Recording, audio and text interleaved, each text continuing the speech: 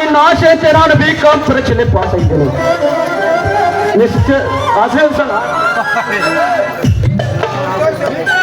ಸಂತೋಷವಾಯಿತು ರಾಜು, ನನಗೆ ತುಂಬಾ ಸಂತೋಷವಾಯಿತು.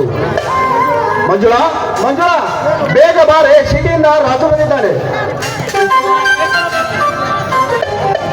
ರಾಜು, ಏನಪ್ಪ ಇದು ಸಿಟಿಯಿಂದ ಈಗ ಬಂದಿರಾ?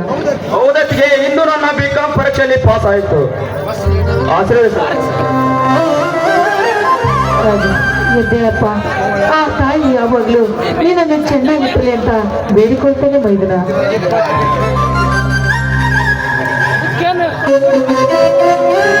ತೆಗೆದುಕೊಳ್ತಿಗೆ ಸ್ವೀಟ್.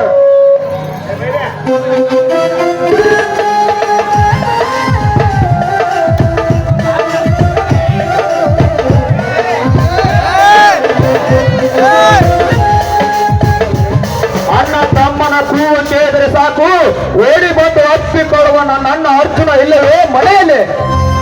ಅವನು ತೋಟಕ್ಕೆ ನೀರು ಬಿಡಲು ಹೋಗಿದ್ದಾನೆ. ಈಗ ಬರುವ ವೇಳೆ ಆಯಿತು. ಇಷ್ಟರಲ್ಲಿ ಬಂದರೂ ಬರಬಹುದು. ಆಗ ನೋಡಲ್ಲಿ ನೆನಪುಗಳನ್ನಾಗಿ ಅರ್ಜುನ ಬಂದೇ ಬಿಟ್ಟ.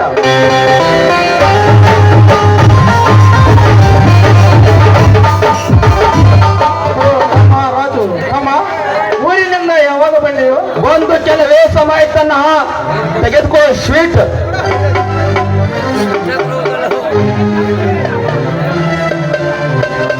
ಎಂದು ನಾನು ಪಾಸ್ ಆಗಿದ್ದೇನೆ. ಈ ಹರ್ಷು ನನ್ನ ತಮ್ಮ ರಾಜು ಪಾಸ್ ಆಗಿದ್ದಾನೆ. ನನ್ನ ತಮ್ಮ ಪಾಸ್ ಆಗಿದ್ದಾನೆ.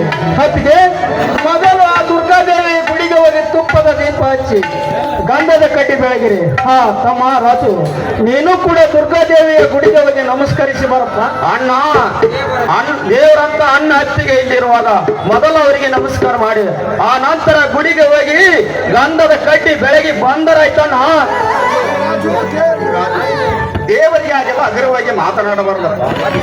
ಮತ್ತೇನನ್ನ ಅದರೆಲ್ಲ ಭೂಮಿಯಲ್ಲಿ ಬೆವರು ಸುರಿಸಿ ದುಡಿದು ಮತ್ತೊಬ್ಬರ ಕಾಲು ಹಿಡಿದು ಸಾಲ ಮಾಡಿ ಈ ನಿನ್ನ ತಮ್ಮನನ್ನು ಇಲ್ಲಿವರೆಗೆ ಒದಿಸಿ ಅಂದ ಮೇಲೆ ನೀವೇ ನನ್ನ ಪಾಲಿನ ದೇವರು. ನರಕುಲದ ಮಾನವರು ಎಂದಾದರೂ ದೇವರಾಗಬಲ್ಲರು. ದೇವರು ದೇವರು. ಮೊದಲೇ ನಾವು ತಂದೆ ತಾಯಿಗಳನ್ನು ಕಳೆದುಕೊಂಡ ತಪ್ಪಲಿ.